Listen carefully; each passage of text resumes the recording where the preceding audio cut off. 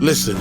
If you do not understand white supremacy, what it is, and how it works, everything else that you understand will only confuse you. Now, sometimes people say, well, you mean everything that I understand will confuse me if I don't understand racism? Yes, because racism is the dominant political and religious motivate force among the people of the planet in all 9 areas of activity: economics, education, entertainment, labor, law, politics, religion, sex, and war.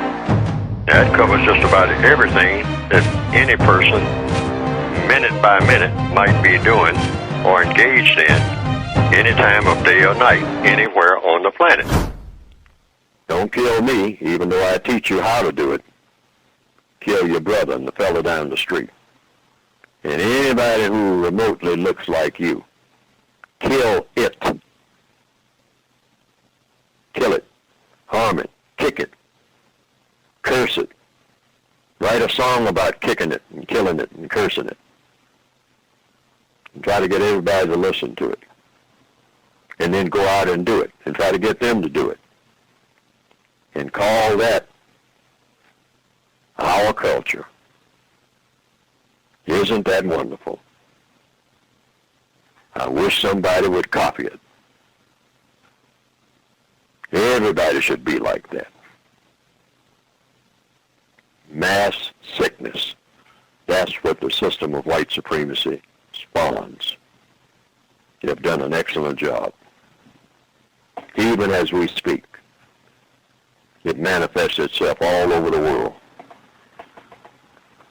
Get me a 9mm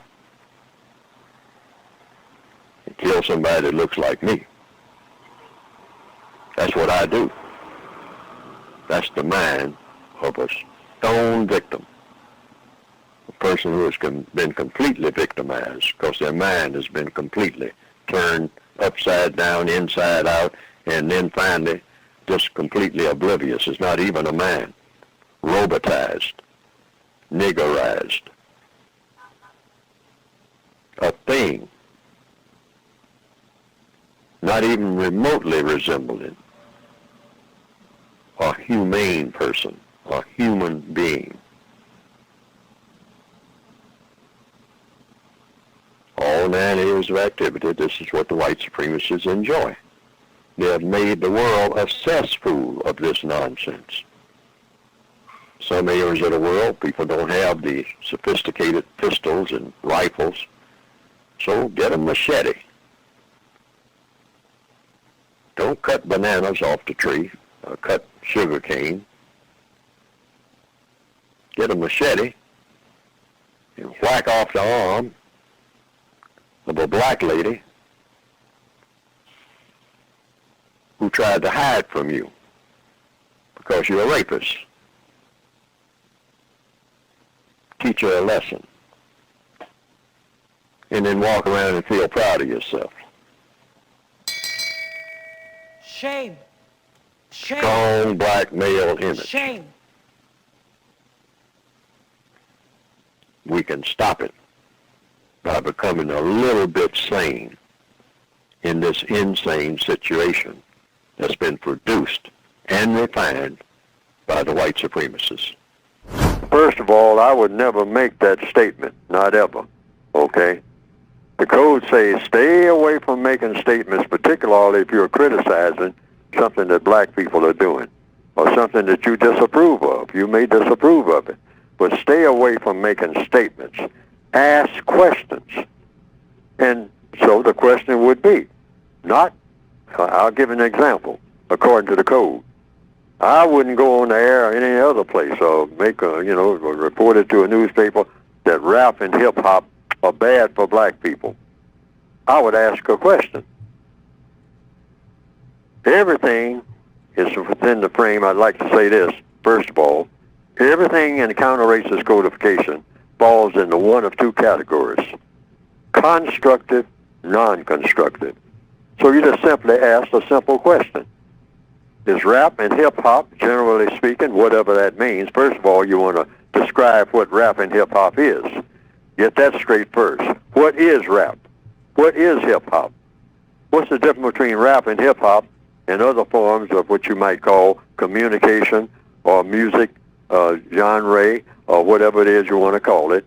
And is it musical? First of all, is it music? Is it poetry? And let the person who is doing it explain what it is, all right? First of all, get that nailed down. What is rap? What is hip-hop? What's the difference between rap and hip-hop? Are they the same thing? Get all that threshed out first so that we'll all be on the same page. Then you say, now, are there different forms of it? All right? And what forms? What are all the different forms of it? What forms do they take? All right, and break all that down. See, these are questions, because all problems are solved through the process of what? Questions and answers. Then you move on to the third step, which is, okay, let's take it individually now. Let's use an example. So you play a hip-hop song or a rap song, if there is a difference between the two. Okay? Play one and then play the other, and then say what the differences are. You get that far. Then you move on to the next step. Then you say, okay, is this one of the shining examples, one of the best examples of rap? All right? And so you play it, the entire thing, okay, whatever it is. And then you ask the bottom line question. Does this have a constructive effect on the thought, the speech, and the action of black people? Is this constructive or is it non-constructive? Now, you don't stop there. If you say it's non-constructive, then you have to examine it and see how is it non-constructive. All right? By what? By the effects that it has. When a person listens to it or looks at it or whatnot or plays it, what are they inspired to do? Because all sounds inspire you to do something. I don't care what sound it is. Yes. Sound of a waterfall. It inspires you to do something. The sound of water running in the kitchen will inspire you to do something. You might get up and want to say, did I leave that water on in the sink? Or go to the restroom. Yeah, right. There you go. See, you're going to be motivated to do something. So you just examine what black people are motivated to do, you know, in all areas of activity: economics, education, entertainment, labor, law, politics, religion, sex, and war, when they hear certain sounds. Because rap and hip-hop are just sounds. That's all they are.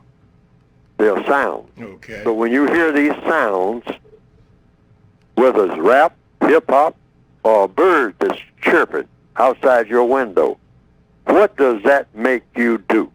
Yeah. That's the bottom line. Bottom line. What do you want to do as a result of hearing that? Okay. All right? Because you're going to want to do something. It might be just, hey, I'm going to turn this off. Or it might go the other way. I'm going to turn this up.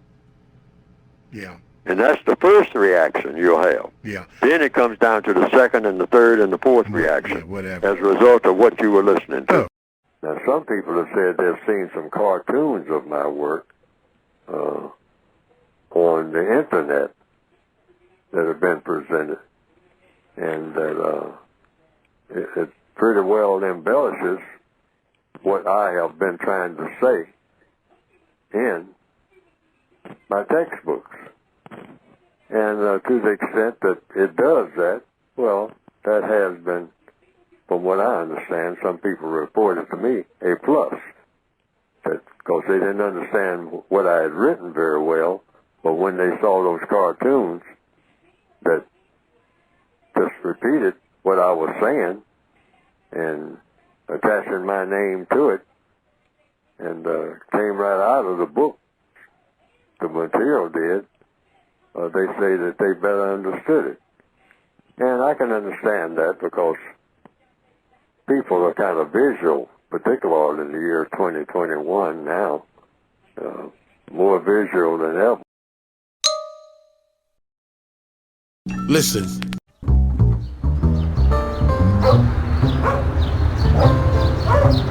Yo, what's up, homie? Why you just sitting here looking up in the sky? Waiting on the Lord. Waiting on the Lord. That's right, waiting on my Lord and Savior, Jesus Christ. So you ain't gonna do nothing with your life but sit here and wait for Jesus to fall out the sky? That's right. Alright then.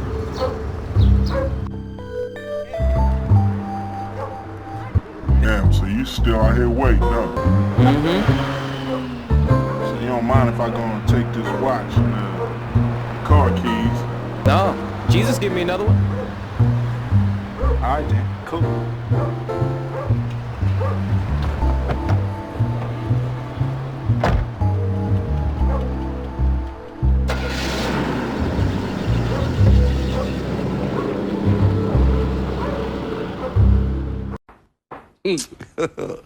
God have mercy upon us.